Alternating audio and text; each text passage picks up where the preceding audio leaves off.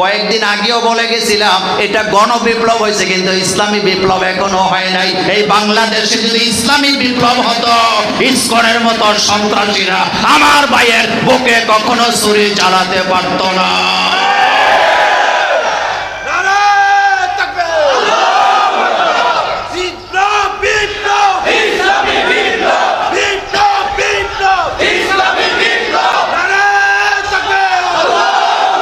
আচ্ছা, আপনাদের কাছে আমার কয়েকটা প্রশ্ন, জোরে জোরে জবাব দিবেন। নমরুদ সন্ত্রাসী ছিল নাকি ইব্রাহিম আলাইহিস সালাম সন্ত্রাসী ছিল? এরপর ইব্রাহিমকে আসামি বানাইছে কি বানায় নাই? হযরত মুসা আলাইহিস সালাম সন্ত্রাসী ছিল না ফেরাউন সন্ত্রাসী ছিল? মানুষ হত্যা ফেরাউন করছে কি করে নাই? এরপর আসামি বানাইছে মুসা। এটা সত্য না মিথ্যা? লম্বা কথা বলার দরকার নাই। আপনার আমার নবী সন্ত্রাসী ছিল না আবু জাহেল সন্ত্রাসী ছিল? কিন্তু আসামি বানাইছে আমার নবীকে, দেশত্যাগ করাইছে আমার নবীকে। যারা আমাদেরকে এত বছর জঙ্গি জঙ্গি বলে সন্ত্রাসী তকমা দিতে চাইছে, তাদের পেটের ভিতরে বুকের ভিতরে সন্ত্রাসী আছে না? না,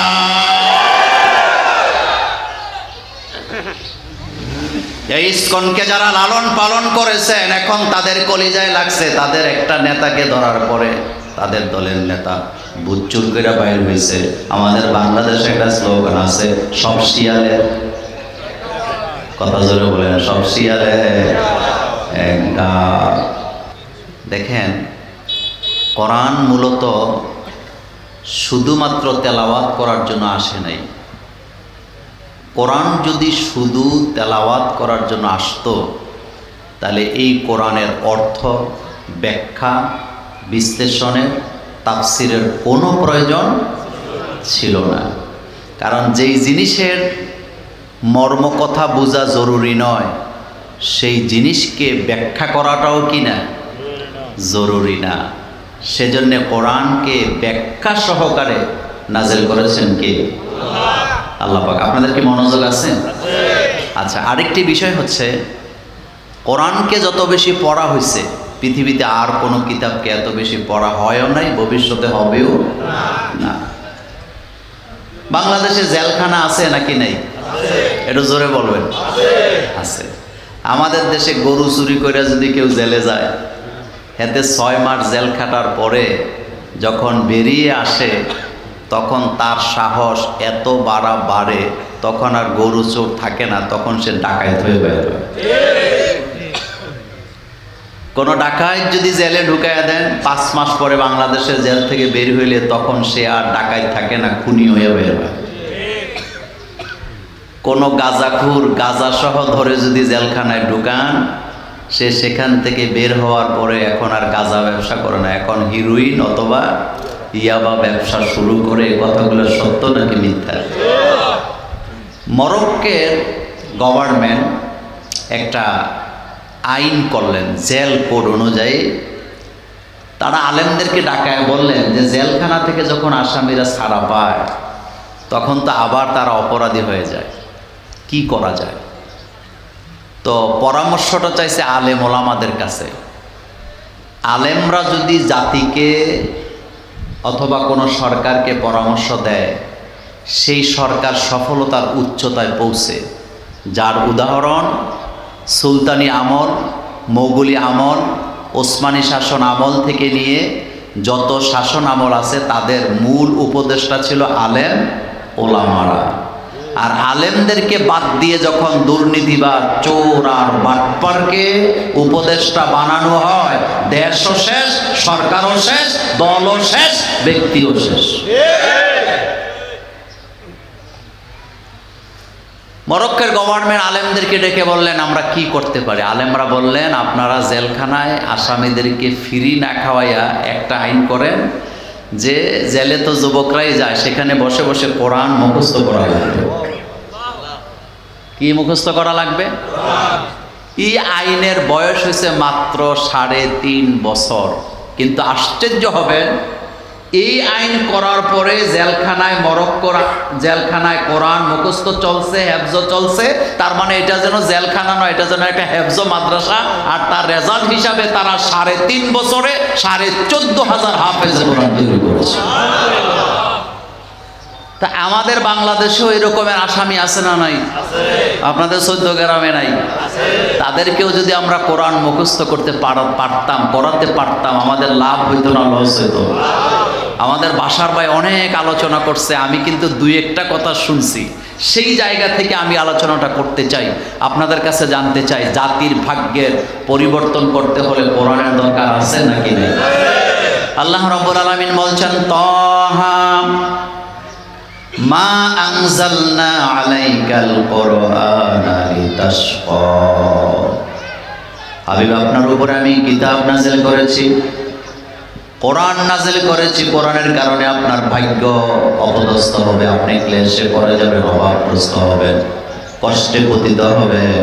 এই জন্য তো আমি কোরআন নাযিল করি নাই, কোরআন নাযিল করেছে আপনার ভাগ্যের পরিবর্তন করার জন্য। এই আয়াত প্রমাণ করে জাতির ভাগ্যের পরিবর্তন হবে না ততক্ষণ, আল্লাহর কোরআন দিয়া সমাজ পরিচালিত করা যাবে না যতক্ষণ।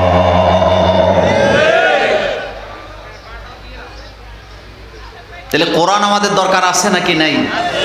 প্রত্যেক ঘরে ঘরে কোরআনের তেলাওয়াত হোক, আমরা কি চাই? প্রত্যেক ঘরে ঘরে কোরআনের আন্দোলন পৌঁছে যাক, আমরা কি চাই?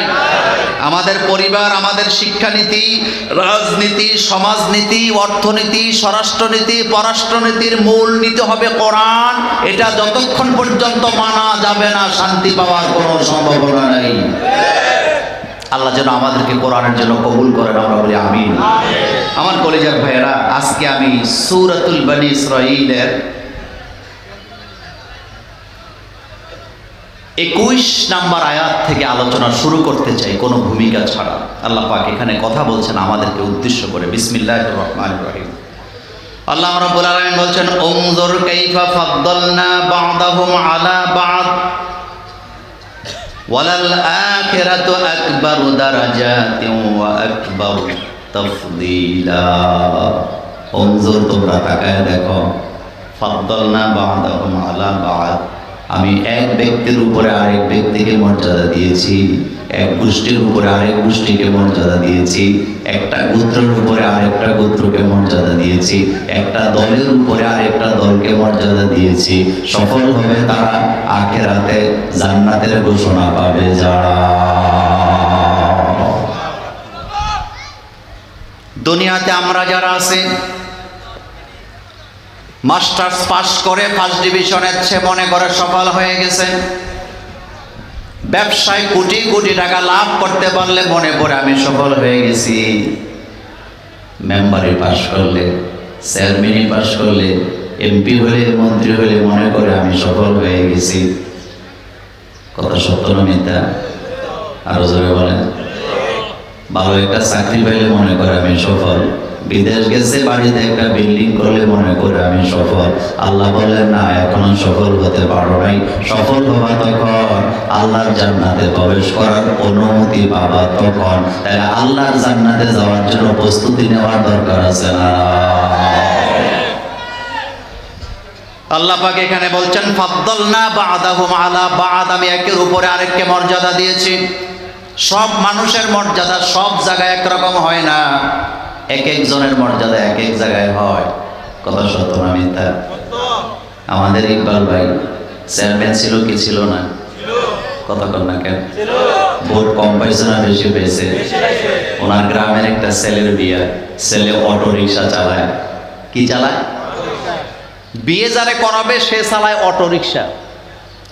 কিন্তু যারা বিয়ের দাওয়াতে যাবে, কেউ চেয়ারম্যান, ইকবাল ভাইয়ের নেতৃত্বে চেয়ারম্যান সাহেব আছে, আমাদের উপজেলা আমির সাহেব আছে, এমপি সাহেব আছে, মন্ত্রীরও দাওয়াত দিছে, এলাকার বড় বড় মর্যাদাশীল ব্যক্তিরাও দাওয়াত দিছে। তাদের আয়োজনে 500 লোক যাবে বিয়ের আয়োজনে বরের সাথে।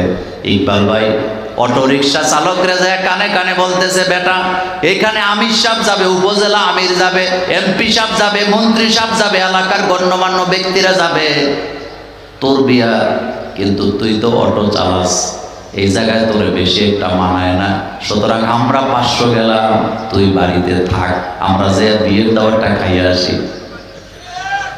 মনোযোগ আছে আপনাদের? রওনা দিছে 500, জোরে বলেন 500। চেয়ারম্যান আছে না নাই? প্রধান শিক্ষক আছে না নাই? এমপি মন্ত্রীরাও আছে না নাই? বিয়া করাইতে গেছে আমার কলিজার ভাইরা নাঙ্গলকোটে, 500 লোক নিয়ে গেছে, এত মর্যাদাশীল ব্যক্তিরা, হাইয়েস্ট নিয়ে গেছে, প্রাইভেট কার নিয়ে গেছে, পাজারও নিয়ে গেছে। যখন ওই বাড়িতে বিয়ে খাইতে গেছে, ইকবাল ভাই যাইয়া মেয়ে পক্ষ করে বলতেছে, শোনেন ছেলে কিন্তু বেশি একটা মর্যাদাশীল না, লেখাপড়াও জানে না, অটো চালায় খায়, এই জন্য সিদ্ধান্ত নিয়ে তারে বাড়িতে খাইছি, আমগরে খাবার দেন, খাইয়া তাড়াতাড়ি বিদায় হই। খাবার মিলবে না করি মিলবে? কেমন দেওয়া দিবে? হ্যাঁ, হাড্ডি নিয়ে বাড়িতে আসার সুযোগ। মেয়ে পক্ষ বলবো, আপনি চেয়ারম্যান না এমপি জানার দরকার নাই, আমাদের দরকার হলো দুলা, অটো চালায় না, রিক্সা চালায়, জানতে চাই না। এই জায়গায় আমাদের জামাই সবচেয়ে দামি, জামাই ছাড়া চেয়ারম্যানেরও খাবার মিলবে না। সুতরাং আল্লাহ রাব্বুল আলামিন বলছেন, ফাদ্দালনা বা'দাহুম আলা বা'দ, এক একজনের উপরে আরেকজনকে মর্যাদা দিয়েছেন কে? হীনমন্যতায় ভোগা যাবে না। আমরা অনেক সময় হীনমন্যতায় ভুগি। আমি রিক্সা চালাই, আমি কুলি, আমি দিনমজুর, আমি কৃষক, আমি মৎস্যজীবী। না, হীনমন্যতায় ভোগার কোনো কারণ নাই। এক একজনকে এক একটা দায়িত্ব দিয়ে দুনিয়াতে পাঠাইছে কে? আরো মজার কথা শুনেন, হীনমন্যতা কেন থাকবে? আল্লাহ পাক বলছেন, ওয়াকাদ কাররামনা বানি আদম, আমি বনি আদমকে সকল ব্যাপারে সম্মানিত করে পাঠিয়েছি। বনি আদমের এত মর্যাদা, সারা পৃথিবীতে যত জিন আছে। আচ্ছা, আপনাদের কাছে জানতে চাই, জিনের ক্ষমতা বেশি না মানুষের ক্ষমতা বেশি? সারা পৃথিবীতে যতগুলা জিন আছে সবাই মিলে একটা প্যান্ডেলও বানায় দেখাতে পারবে না, একটা ক্যামেরাও বানাতে পারবে না, একটা সাউন্ড বক্সও বানাতে পারবে না, একটা গড়িও বানাতে পারবে না, ফেরেশতারা একটা বিমানও বানাতে পারবে না। এই কাজগুলা মানুষের মাথায় ঢুকাইছেন কে?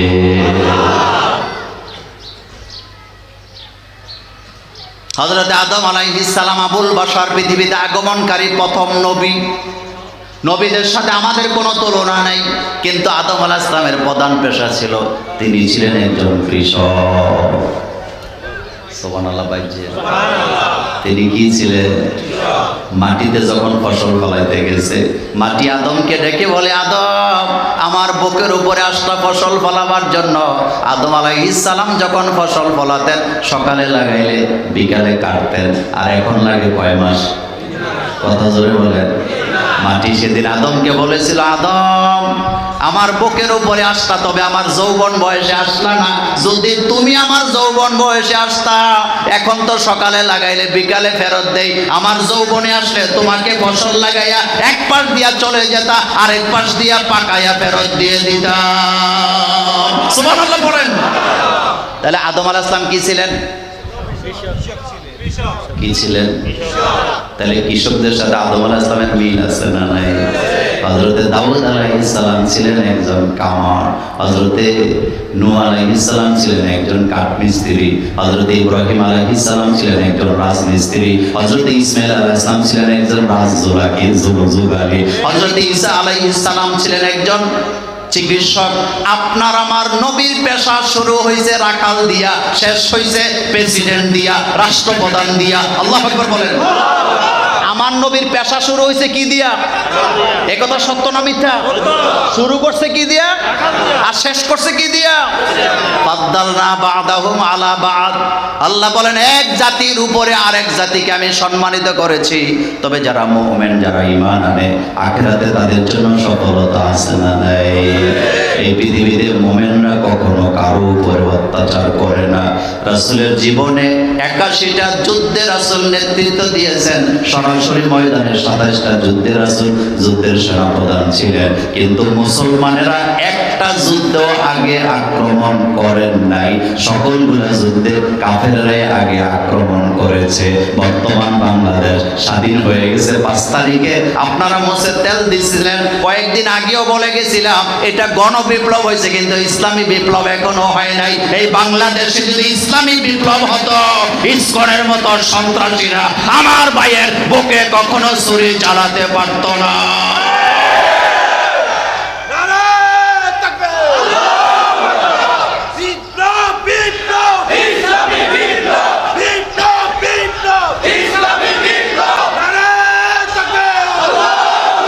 আচ্ছা, আপনাদের কাছে আমার কয়েকটা প্রশ্ন, জোরে জোরে জবাব দিবেন। নমরুদ সন্ত্রাসী ছিল নাকি ইব্রাহিম আলাইহিস সালাম সন্ত্রাসী ছিল? এরপর ইব্রাহিমকে আসামি বানাইছে কি বানায় নাই? হযরত মুসা আলাইহিস সালাম সন্ত্রাসী ছিল না ফেরাউনের সন্ত্রাসী ছিল? মানুষ হত্যা ফেরাউন করছে কি করে নাই? এরপর আসামি বানাইছে মুসা। এটা সত্য না মিথ্যা? লম্বা কথা বলার দরকার নাই। আপনার আমার নবী সন্ত্রাসী ছিল না আবু জাহেল সন্ত্রাসী ছিল? কিন্তু আসামি বানাইছে আমার নবীকে, দেশত্যাগ করাইছে আমার নবীকে। যারা আমাদেরকে এত বছর জঙ্গি জঙ্গি বলে সন্ত্রাসী তকমা দিতে চাইছে, তাদের পেটের ভিতরে বুকের ভিতরে সন্ত্রাসী আছে না না?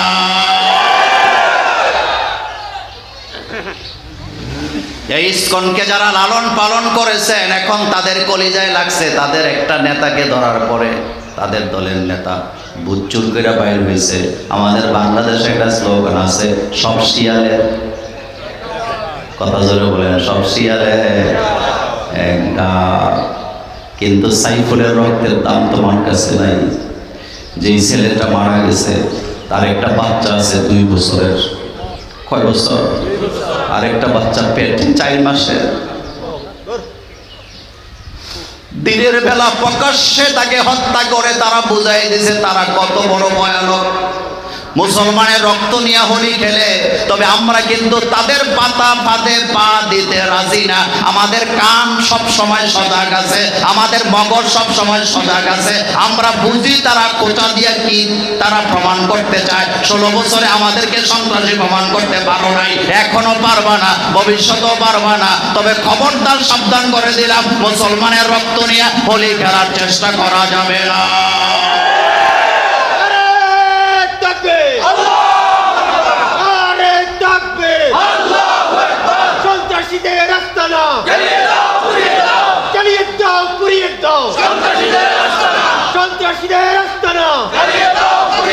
আমার কলিজার ভাইয়েরা, তার জানাজায় যে লোকগুলো হাজির হয়েছিলেন, আমি আজকে ফেসবুকে বলেছিলাম, এই জানাজায় শুধু কয়েক লক্ষ মানুষ সমবেত হয় নাই।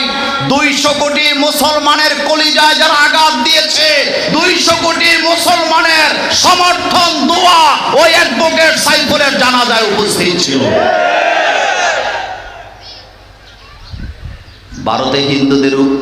ভারতে মুসলমানদের উপরে অত্যাচার হয় নাকি হয় না? কিন্তু আমার দেশে কোনো হিন্দুর গায়ে আদৌ কি আমরা হাত দিয়েছি?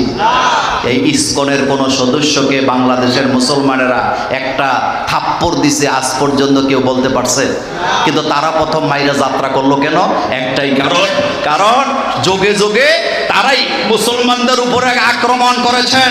নমরুদ আগে আক্রমণ করেছে, ফেরাউন আগে আক্রমণ করেছেন, আবু জাহেল আগে আক্রমণ করেছে। এখনো যারা মুসলমান শান্তিপ্রিয় মুসলমানের উপরে আক্রমণ করে, তারা বুঝাই দিছে তারা নমরুদ, ফেরাউন, আবু জাহেলের রক্তে তৈরি হয়েছে তাদের রক্ত। আর আমাদের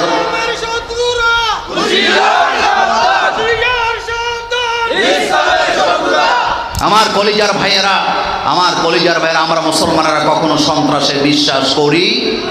আমাদের মধ্যে শান্তি সম্প্রীতি আছে না নাই?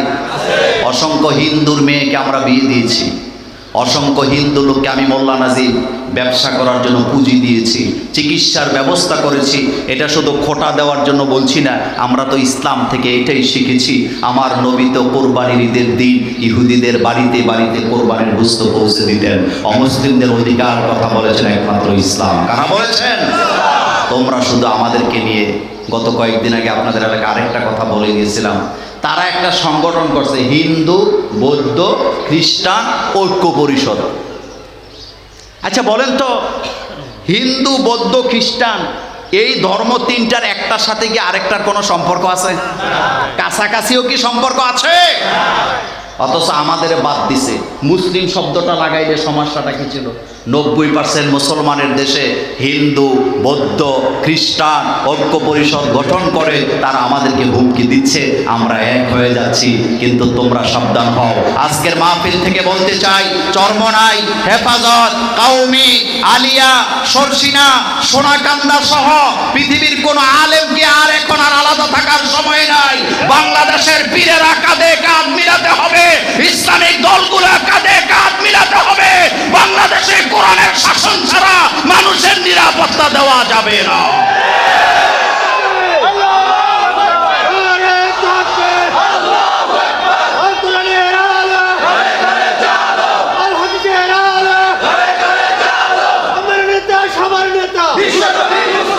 সর্বকালের মহান নেতা বিশ্বনবী মুস্তাফা।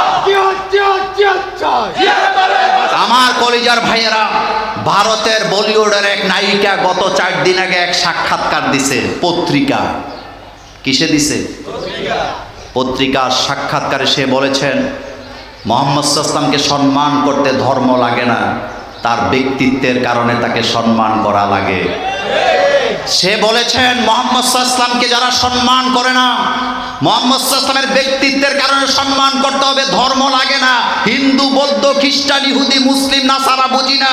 সেই মেয়ে নিজে বলেছেন মুহাম্মদ সাল্লাল্লাহু আলাইহি ওয়াসাল্লামকে যারা সম্মান করে না তারা পৃথিবীর সবচেয়ে বড় বেয়াদব।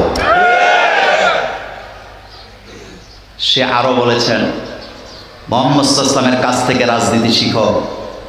হিন্দু মেয়ে বলতেছেন, ভারতের বলিউডের নায়িকা সে বলতেছেন মুহাম্মদ সাল্লাল্লাহু আলাইহি ওয়াসাল্লামের কাছ থেকে রাজনীতি শিখো। এই পৃথিবীর কোন নেতা যদি আদর্শবান নেতা হতে হয় তাহলে মুহাম্মদ সাল্লাল্লাহু আলাইহি ওয়াসাল্লামের কাছ থেকে রাজনীতি শিখতে হবে।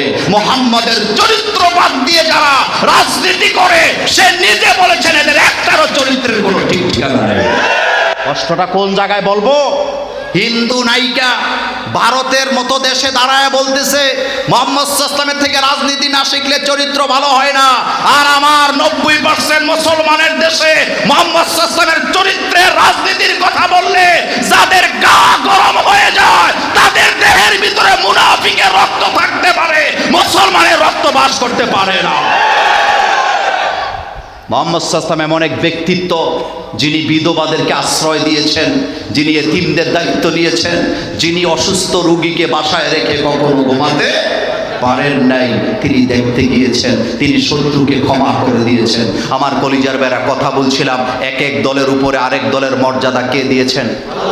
কখনো পৃথিবীতে প্রত্যেকটা মানুষের আদর্শ এক হতে পারে না। আমাদের চিন্তায়, চেতনায় সব কিছুতে আলাদা আলাদা আছে না নাই? ফাদ্দালনা বাদাহুম আলা বাদ। আমি তো তোমাদেরকে আলাদা আলাদা করে দিয়েছি। এ আলাদা আলাদা কেন করলো? যাতে করে তোমরা একে অপরের মর্যাদা বুঝতে পারো। আচ্ছা, আপনাদের এই গ্রামের নাম কি? হ্যাঁ, তো আপনারা যখন ঢাকা থেকে আসেন কোথায় নামেন? নামকরা বাজারে নামছেন। রাতের 1টা বাজে ইকবাল ভাই ঢাকা থেকে আইছে, 4-5টা বিফকিস নিয়ে, কয়েক লাখ টাকা পকেটে আছে। রাতের 1:30 বাজে তুফান চলতেছে, বৃষ্টি চলতেছে, একেবারে আকাশ থেকে বজ্রপাত হচ্ছে। উনি বাস থেকে নাইমা দেখে একটা রিক্সা ছাড়া আর কোনো রিক্সা নেই। মনোযোগ আছে আপনাদের? আচ্ছা বলেন তো, ওই স্টেশনে ইকবাল ভাইয়ের দাম বেশি না রিক্সাওয়ালার দাম বেশি?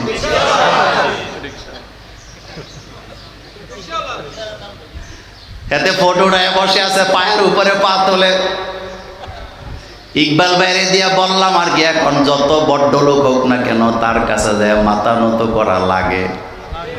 যে কয় ভাই আর তো কোনো রিক্সাও নাই। এখন যদি রিক্সাওয়ালায় কয় আব্বা কম তাও রাজি। বাড়া বলতে তো রাজি না। আপনারা কি এই সিচুয়েশনে কখনো পড়েন না? বাড়া বলতে তো রাজি না, বলবে ভাই যা লাগে তোরে দেবো, তুই শুধু রাজি হয়ে যা, আমার খালি বাসায় আগে পৌঁছে দে। কথা ঠিক কিনা? ওই জায়গায় মর্যাদা কার? হ্যাঁ, আবার আমি যখন মসজিদের মেম্বরে বসি আমার মর্যাদা সেখানে বেশি।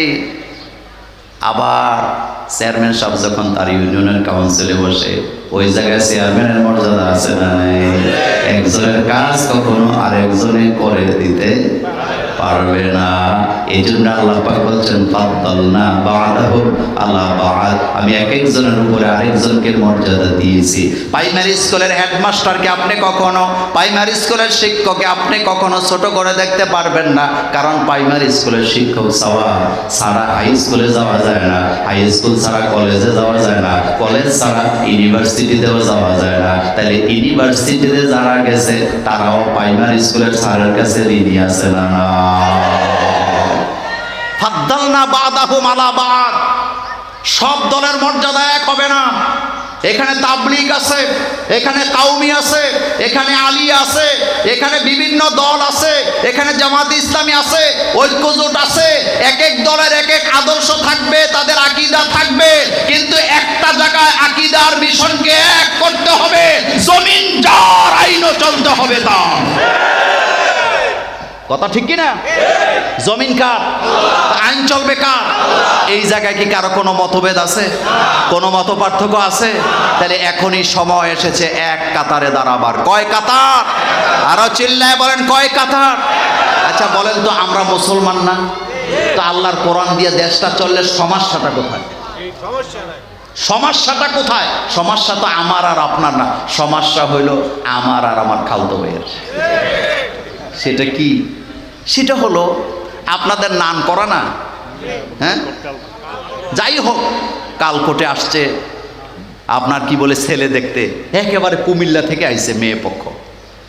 আইসা আমাদের সর্দার মাতাব্বরদেরকে জিজ্ঞেস করতেছে, ছেলে তো পছন্দ হয়েছে, তো ছেলেদের জমি জামা কেমন আছে? তো এলাকার সর্দাররা কিন্তু চালাক থাকে, যখনই বলে জমি জামা কেমন, আঙ্গুল দিয়ে যা দেন সব ছেলের বংশধরের লোক।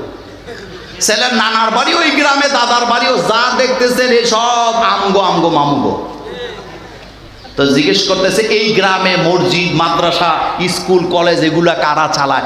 আমরা আমার মামুরাই চালাই। ভালো কথা। সর্দার মাতাব্বরি নেতৃত্ব কারা দেয়? আমরা আমার মামুরাই দিই। তো সন্ধ্যার পরে যে চুরিদারি হয় এগুলা কারা করে? আমরা আমার মামুরাই করি। কোরআনের আইন চালু হইলে দোষ, সমস্যা হইল আমগো আর আমগো। কথা আসতে বলে, আমগো আর আমগো। নতুবা এত মায়া কান্না এত তাড়াতাড়ি কেমনি শুরু হইল রে ভাই? কথা কি বাইঙ্গা বলতে হবে? ছাত্র জীবনে একটা আদবের কিতাবে একটা বাক্য পড়েছিলাম, আল আকিলু তাকফিহিল ইশারা। আকল মানকো ইশারা বাসার, বেআক্কল কো ঘুষারা বাসার। আক্কল যার আছে তারা ইশারা দিলেই বুঝে, আর বেআক্কল যে বেআক্কল হেতের ঘুষি দিল বুঝে না। সুতরাং খাপে খাপে মিলে নিবেন। আল্লাহর কোরআনের আইন চালু হইলে সমস্যাটা কাদের? আমগো আমগো মামুদের, এছাড়া আর কোনো সমস্যা হওয়ার কথা।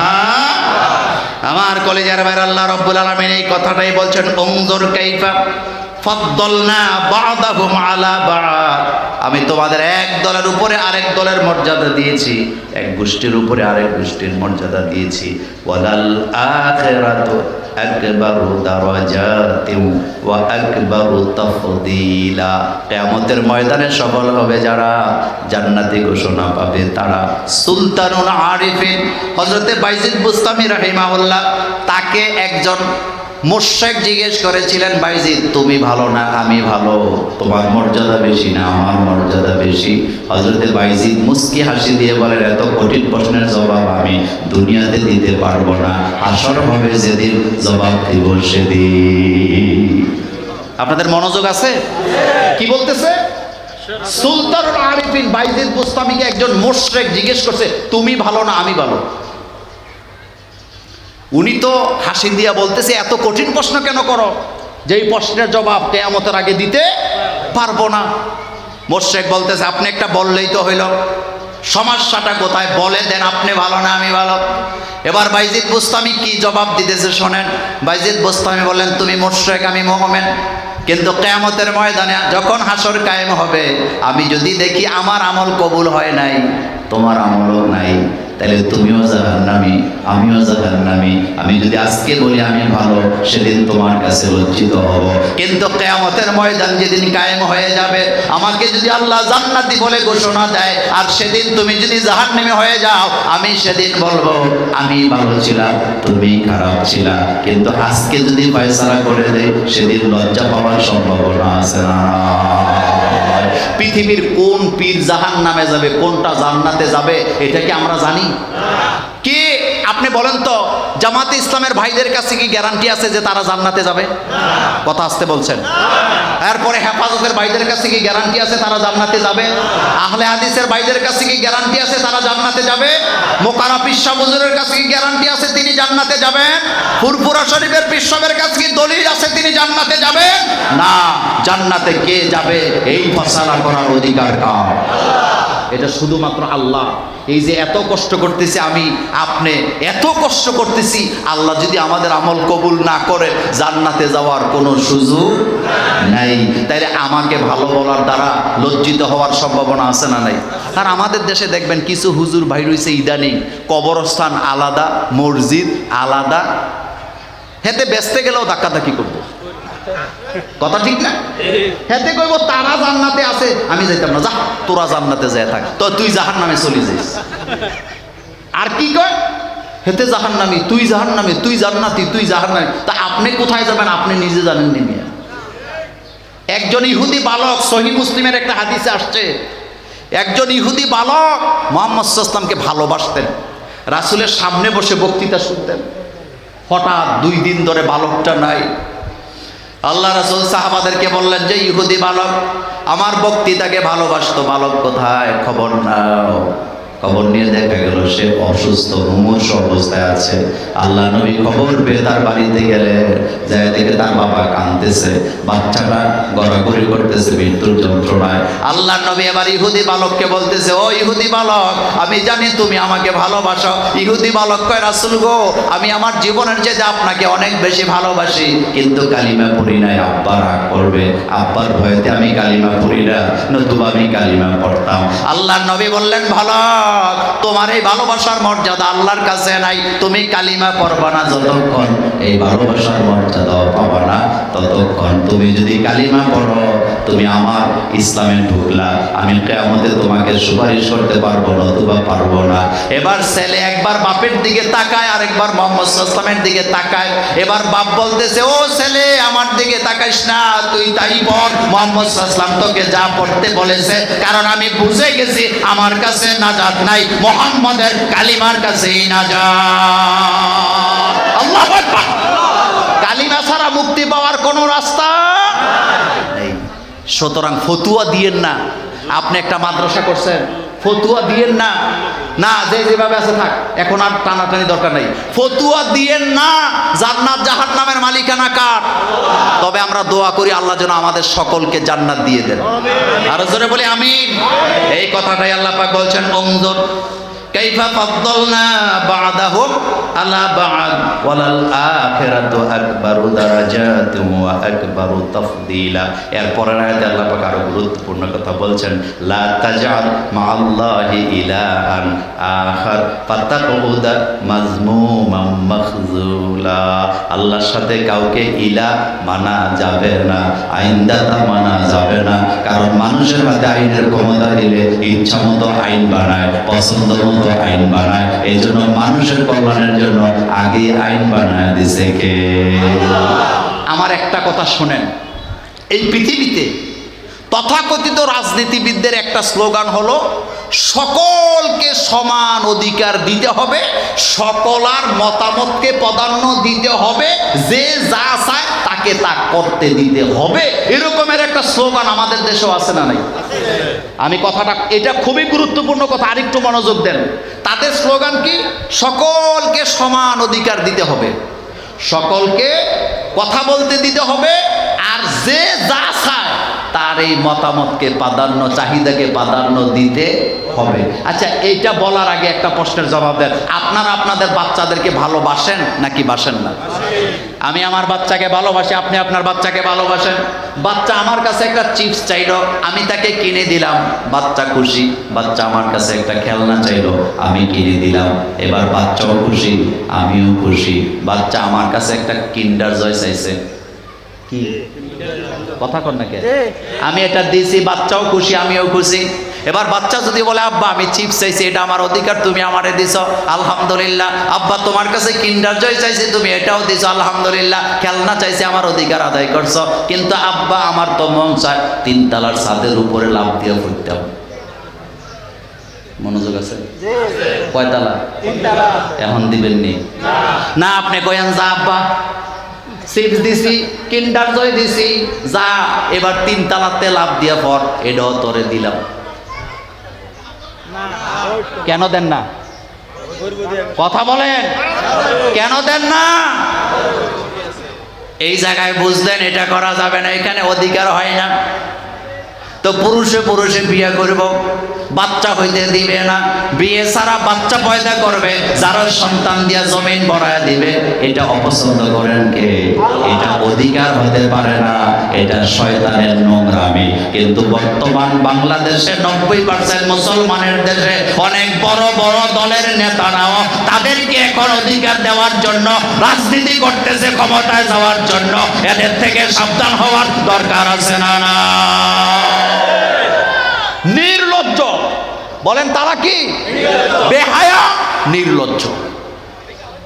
কোন অধিকারে কথা বলো তুমি? হযরতে লূত আলাইহিস সালাম তার স্ত্রীকে তিনি বলেছিলেন, তুমি যেটা সমর্থন করো এটা আল্লাহ পছন্দ করে না। এক বিছানায় ঘুমায়, একসাথে থাকে, এক ঘরের ভিতরে থাকে, এক ছাদের নিচে থাকে। কিন্তু লূত আলাইহিস সালাম একজন নবী, তিনি জান্নাতে চলে যাবেন, কিন্তু তার স্ত্রী কোথায় যাবে বলেন? কোথায় যাবে?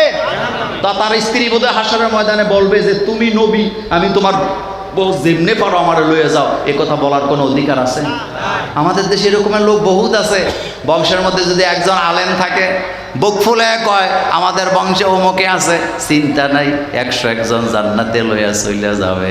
এত সোজা না, মুছে তেল দিয়া লাভ নাই। বিশ্ব নবীও সুপারিশ করবেন তাদেরকে, আল্লাহ যাদেরকে সুপারিশ করার অনুমতি দিবে। এই হাদিস আমাদের দেশে ভুল ব্যাখ্যা হয়। আমরা মনে করি হাসরের মাঠে মুহাম্মদ সাল্লাল্লাহু আলাইহি ওয়াসাল্লাম যারে ইচ্ছা তারে তিনি সুপারিশ করে জান্নাতে নিয়ে যাবে। এটা যদি আল্লাহ রাসূলকে আল্লাহ দিতেন, আপনারে আমারে সুপারিশ করার আগে আবু তালিবরে আগে রাসূল সুপারিশ করত। কাকে? কারণ রাসূলের জন্য জেল খাটছে আবু তালিব, নিজের সম্পদ ব্যয় করছে আবু তালিব, বাতিজার সারা জীবন কাঁধে লয়ে ঘুরছে আবু তালিব। তো রাসূল তো চাচারই আগে জান্নাতে নিবে, আপনার রাসূলের নেওয়ার এত ঠেয়া লাগছে কি? কিন্তু রাসূল সাল্লাল্লাহু আলাইহি ওয়াসাল্লামকে আল্লাহ পাক দেখায় দিবে উমুককে উমুককে উমুককে সুপারিশ করে, আল্লাহ রাসূল ঠিক তাদেরকেই সুপারিশ করবেন, এর বাইরে রাসূল কাউকে সুপারিশ করবেন না। তো কথা বলতেছিলাম, আইন প্রণয়নের ক্ষমতা কার? কিন্তু আল্লাহ ছাড়া যদি মানুষকে আপনি আইন প্রণয়নের ক্ষমতা দেন, সে তার নিজের স্বার্থের জন্য, তার গোষ্ঠীর স্বার্থের জন্য আইন করবে, তার ক্ষমতাকে টিকাবার জন্য আইন করবে। মানুষের কল্যাণে সে কখনো আইন করতে পারবে না। আমি দুইটা প্রমাণ দেই। নমরুদ ইব্রাহিম আলাইহিস সালামকে পৃথিবীতে আসতে দিতে না চায় যে আইনটা করছিলেন, এটা কি জনগণের কল্যাণে করছে না নিজের ক্ষমতা টিকানোর জন্য করছে? আর আইনের নমুনা কি? আইনের নমুনা হলো আমাদের বাংলাদেশের আইন হলো ছেলে হোক মেয়ে হোক দুটি সন্তান যথেষ্ট, একটা হইলে আরো বালা, না হইলে আরো বালা। কিন্তু নমরুদা তো এই আইন করে নাই। নমরুদকে উপদেষ্টারা বুদ্ধি দিছে, স্বামী স্ত্রী একসাথে থাকলে বাচ্চা হবে, বাচ্চা হলে ইব্রাহিম হবে, ইব্রাহিম হইলে নবী হবে, নবী হইলে নেতা হবে, নেতা হইলে তোমার ক্ষমতা, জোরে বলেন তোমার ক্ষমতা। আপনারা আমার কথা বুঝতেছেন? মানে স্বামী স্ত্রী যদি একসাথে ঘুমায় বাচ্চা হবে, বাচ্চা হইলে ইব্রাহিম হবে, ইব্রাহিম হইলে নবী হবে, নবী হইলে নেতা হবে। কারণ নবীরা সবাই, আরো জোরে বলে নবীরা সবাই নেতা। তো নেতা যদি আসে, ইব্রাহিমের খেলা শেষ, এখন নমরুদের খেলা শেষ। নবী হলে ইব্রাহিম আলাইহিস সালাম দুনিয়াতে আসবে, এখন তো নমরুদের টেনশনে পড়ে গেছে, এই জন্য আইন করে দিয়েছে স্বামী স্ত্রী একসাথে থাকা যাবে। বন্ধ করে দাও, স্বামী স্ত্রী একসাথে থাকতে পারবি না। এখনো যারা স্বামী স্ত্রী একসাথে ঘুমায়, বাচ্চা নেয় না, এরপরে অপারেশন করে সিজার করার পরে যারা নিজেদের জরায়ু কেটে ফেলে দেয়, তাদের হাসর হবে নমরুদের সাথে, মুহাম্মদ সাল্লাল্লাহু আলাইহি ওয়াসাল্লামের সাথে তাদের হাসর হবে না। কারণ নমরুদের স্লোগান ছিল বাচ্চা কমাও, আর মুহাম্মদ সাল্লাল্লাহু আলাইহি ওয়াসাল্লামের স্লোগান ছিল বাচ্চা বাড়াও। আল্লাহ রাসূল বলেছেন, ওই মহিলার মেয়েকে বিয়ে করো যেই মহিলার বাচ্চা বেশি হয়, তাহলে তোমারও বাচ্চা বেশি হবে, আমার উম্মত বাড়বে, কিয়ামতে সবচেয়ে বেশি উম্মত নিয়ে আল্লাহর দরবারে আমি দাঁড়াতে চাই। আমার কলিজার ভাইয়েরা, এই নমরুদ আইন করছে স্বামী স্ত্রী একসাথে থাকতে পারবে না, থাকলেই তো ইব্রাহিম হয়ে যাবে। নিজের স্বার্থে না জনগণের স্বার্থে? ফেরাউন আইন করছে ছেলেদেরকে বাঁচতে দেওয়া যাবে না, কারণ ছেলেরাই নবী হয়, নবীরাই নেতা হয়। মুসা আলাইহিস সালাম ছেলে হবে, ছেলে হইলে নবী হবে, নবী হইলে আমি ফেরাউন রাজত্ব শেষ করে দিবে। ইউযাব্বিহুনা আবনাআকুম ওয়া ইস্তাহইউনা নিসাআকুম, ছেলে হইলে হত্যা করো, মেয়ে হইলে বাঁচায়া দাও। এই আইনটা ফেরাউন করছে জনগণের কল্যাণে না নিজের স্বার্থে। এমন আইন আমার বাংলাদেশেও আছে না। আল্লাহর উপরে আস্থা বিশ্বাস রাখবে যারা, রাজনীতি করতে পারবে না তারা। এমন আইন যারা করছিল তারা কি জনগণের কল্যাণে করছে না নিজেদের স্বার্থে করছে? আরো আসতে বলেন, কাদের স্বার্থে করেছেন? নারী অধিকার সমান সমান দিয়া বোরকা না পরাইয়া রাস্তাঘাটে বাইর করতে যায়, এমন আইন যারা করে নিজেদের স্বার্থে লুটে পুটে খাওয়ার চিন্তা ভাবনা আছে না? আপনাদের এলাকায় মুরগির খোয়ারকে কি বলে? মুরগির ঘরকে কি বলে? হাঁসের ঘরকে কি বলে? আচ্ছা, রাতের বেলা এই যে সন্ধ্যা হইতেছে এখন, আপনারা মুরগিগুলা কোথায় ঢুকান? লাগাইয়ার পরে কি করেন? তালা দিছেন। দেওয়ার পরে এলাকার সব শিয়ালেরা বাইর হয়েছে, মিছিল করতেছে 14 গ্রাম থেকে, বিশাল শিয়াল বাহিনীর মিছিল। এই মুরগিরে বাক্সের ভিতরে বন্দি করে কষ্ট দেওয়া চলবে না, তাদের অধিকার চাই, তাদের চাইরা দেওয়ার হয়। তারা দিনে রাতে 24 ঘন্টা ঘুরবো। আচ্ছা, মিছিল তো ভালো, উদ্দেশ্য ভালো না খারাপ? আরবিতে একটা প্রবাদ বাক্য আছে, কালিমাতু হাক্কুন উরিদা বিহিল বাতিল, কথা সত্য কিন্তু উদ্দেশ্য বড় ভয়ানক। এমন স্লোগান আমাদের রাজনীতিবিদদেরও আছে না? এখন শিয়ালের গোষ্ঠী মিছিল করতেছে, ও মুরগিরা তোমাদের অধিকারের জন্য আন্দোলন করতেছি, তোমাদেরকে বাক্সের ভিতরে বন্দি করা মানায় না, বন্দি জীবন থেকে তোমাদের যাতে মুক্তি করা হয়। এখন আপনাদেরকে জানতে চাই, যখন আপনি এই স্লোগান শুনে আপনার মুরগিকে মুক্ত করে দিবেন, পরের দিন আর খুঁজে পাইবেন? এগুলা সব কি হইব? চিল্লায় বলেন কি হবে? এই জন্যই তো তারা কয় ইসলাম। কয়দিন আগে দেখলাম এক নায়িকা সাক্ষাৎকারে বলতেছে, জামাতে ইসলাম মনে হয় একটা মুসলমানদের দল, তবে আসলে তো ভালোই হয়, সমস্যা নাই, ব্যবসা করলে কইরাম, তবে ধার্মিক ছবি বানাবো। কি ছবি বানাবে? আরো জনগণ কি ছবি?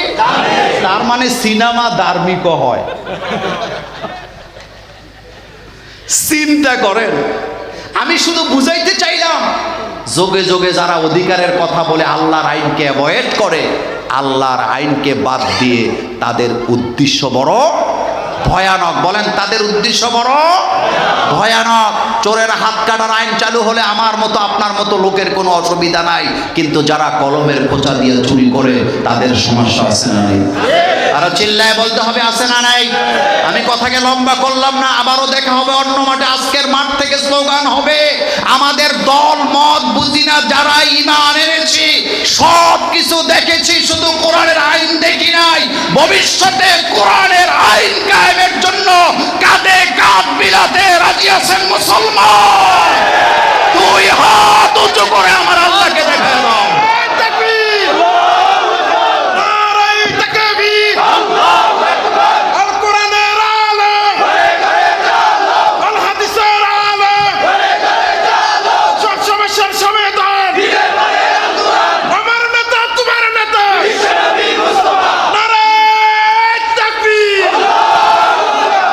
আমার কলিজার ভাইয়েরা, আপনার কি রাগ করছেন?